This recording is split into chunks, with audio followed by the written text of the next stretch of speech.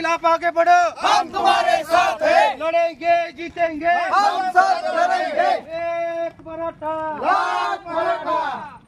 तुमचं आमचं नातं काय, जय जिजाऊ जय शिवराय, तुमचं आमचं नातं काय, जय जिजाऊ जय शिवराय, एक मराठा लाख मराठा, एक मराठा लाख मराठा। आरक्षण आमच्या हक्काचं, नाही कुणाच्या बापाचं, आरक्षण आमच्या हक्काचं, नाही कुणाच्या बापाचं, एक मराठा लाख मराठा,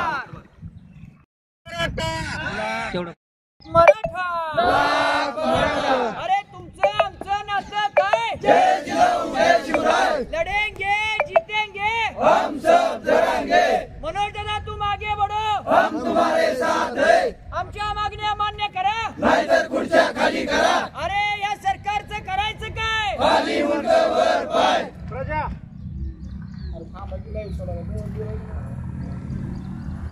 एक मराठा मराठा, लढेंगे जीतेंगे, हम सब लड़ेंगे, मनोज दादा तुम आगे बढ़ो, हम तुम्हारे साथ हैं, अरे या सरकारचं करायचं काय, खाली मुंडकं वर पाय। छत्रपती शिवाजी महाराज की जय, एक मराठा लाख मराठा, रक्तात रक्तात भिनलंय काय, जय जिजाऊ जय शिवराय,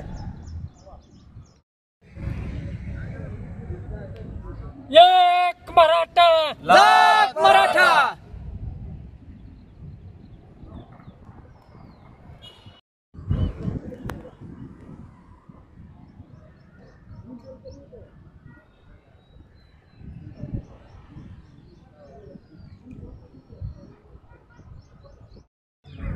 एक मराठा,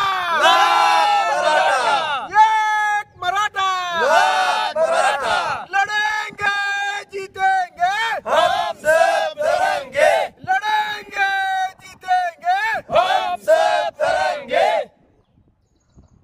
आज सकल मराठा समाज धाराशिव यांच्या वतीनं आम्ही सर्व समाज बांधवांनी मिळून हातलाई तलावात जलसमाधी घेण्याचा निर्णय घेतलेला आहे।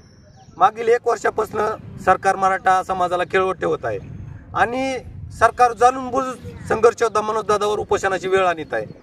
एकतर त्यांच्या 4 वेळेस पहिलेच उपोषण करून त्यांची प्रकृती नाजूक झालेली आहे आणि आता कसलीही त्यांची प्रकृती उपोषण करण्याची नाही, पण आज 3रा दिवस आहे उपोषण करत आहे। कुठंतरी आम्हाला सहन न झाल्यामुळं आम्ही संघर्ष योद्धा मनोज दादा यांना पाठिंबा देण्यासाठी व सकल मराठा समाजाच्या मागण्या मान्य व्हाव्या यासाठी आज जलसमाधी घेण्याचा निर्धार केलेला आहे।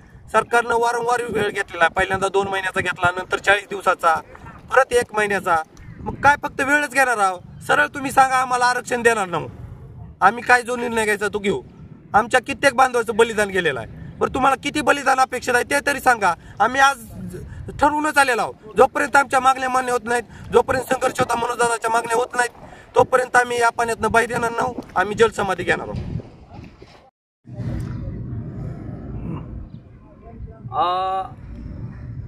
दादा ज्यावेळेस 5व्या वेळेस उपोषणाला बसले त्यावेळेस सकल समाज बांधव महाराष्ट्र राज्य सगळ्यांची एकच फक्त दादांकडे इच्छा अपेक्षा होती, मागणी होती की दादा तुम्ही काय कराल ते आम्ही करायला तयार आहे, तुम्ही फक्त सांगा, पण तुम्ही उपोषणाला बसू नका।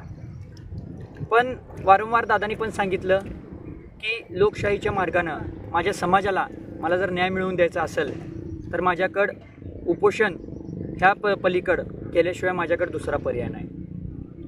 आणि गेल्या वेळेस देखील गेल्या 15-20 दिवसाखाली महिन्याखाली आम्ही जे जिल्हाधिकारी कार्यालयावरती आम्ही आंदोलन केलं त्यावेळेस पण दादा उपोषणाला बसले होते, दादांच्या समर्थनार्थ आम्ही ते आंदोलन केलं।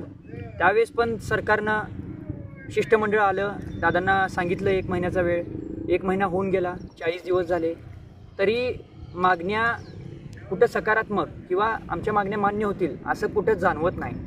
दादांनी कालच्या बैठकीत सांगितलं उपोषण सुरू करायच्या अगोदर की महाराष्ट्रातल्या कोणत्याही आपल्या सकल मराठा समाजाच्या बांधवांना कुणीही आंदोलन उपोषण करायची नाहीत। पण काल जशी दादांची आम्ही तब्येत बघितली की आता त्यांना सहन होत नाही, वारंवार उपोषण झाल्यामुळं त्यांची तब्येत त्यांना साथ देत नाही आणि काल त्यांची तब्येत खालावत गेली आणि दुसऱ्याच दिवशी दादा कुठेतरी अस्वस्थ झाले आणि कुठेतरी त्यांच्या तब्येतीला त्रास होतोय का पण ते सांगत नाहीत, पण ते आम्हाला दिसलं. त्याच्यामुळं आम्ही काल रात्री आम्ही समाजाने, धाराशिव सकल मराठा समाजाने बांधवांनी ठरवलं की आपण आज जलसमाधी घ्यायची आहे. आणि मी प्रामाणिकपणे मीडियाच्या माध्यमातून सांगू इच्छितो की आम्ही घरी देखील आमच्या सांगून आलो आहे की आता आरक्षण किंवा दादांच्या मागण्या मान्य झाल्याशिवाय आम्ही काय तिथून परत येणार नाही. आणि बऱ्याचशा गोष्टी म्हणजे काय बोलावं किंवा आमच्या वेदना काय व्यक्त कशा कराव्यात हे आम्हाला सुचत नाही आहे. दादांनी आम्हाला असं आवाहन केलं की करू नका, पण आमच्याकडे पर्याय नव्हता. त्याच्यामुळे मी मीडियाच्या माध्यमातून मी सर्वप्रथम दादांची हात जोडून नतमस्तक होऊन दादांची माफी मागतो. दादा आम्हाला माफ करा, पण समाजाचं तुमच्यावरती समाजाचं जेवढं त्याच्या लेकराबाळावर नाही तेवढं तुमच्यावरती समाजाचं प्रेम आहे. म्हणून आम्ही हा निर्णय घेतला. आणि जोपर्यंत तुमच्या मागण्या मान्य होत नाहीत तोपर्यंत दादा आम्ही इथून तर काय मागं हटत नाही. एवढंच माझं सांगणं आहे सरकारला. आणि प्रशासनाने आमच्याकडे येऊ नये. प्रशासनाने आमच्याकडे येण्यापेक्षा मनोजदादांकडे जावं आणि मनोजदादांच्या मागण्या मान्य कराव्यात, हीच आमची मागणी आहे. हे मी मीडियाच्या माध्यमातून सांगू इच्छितो. किंवा राजकारणात आपल्याला जायचं नाही किंवा राजकारण आपला हा अजेंडा नाही, हे दादांनी वारंवार सांगितलं आहे. आणि आम्ही फक्त दादांच्या आदेशावर, दादा जे सांगतील त्याच आदेशावर आम्ही चालतो आहे. त्याच्यामुळं त्या लोकांना बोलण्यापेक्षा, त्या लोकांना, प्रवीणजी दरेकरांना माझी हात जोडून कळकळीची विनंती आहे की समाजाच्या वेदना लक्षात घ्या. लोकांच्या अडचणी, विद्यार्थ्यांच्या अडचणी काय आहेत, विद्यार्थ्याच्या आईबापांकडे पैसे आहेत का नाही, फी त्यांनी कशी भरावी, ह्याच्याकडे थोडं लक्ष देऊन त्यांनी आपला राजकीय पिंड बाजूला ठेवून थोडं समाजाच्या बाजूने विचार करावा. आणि त्याचबरोबर संघर्ष योद्धा मनोज जरांगे पाटील हे जास्तीत जास्त कसे जगतील आणि त्यांचं आयुष्य कसं वाढेल ह्याकडे सरकारने जास्त करून लक्ष द्यावं, एवढीच माझी सरकारला या मीडिया बांधवाच्या माध्यमातून विनंती आहे.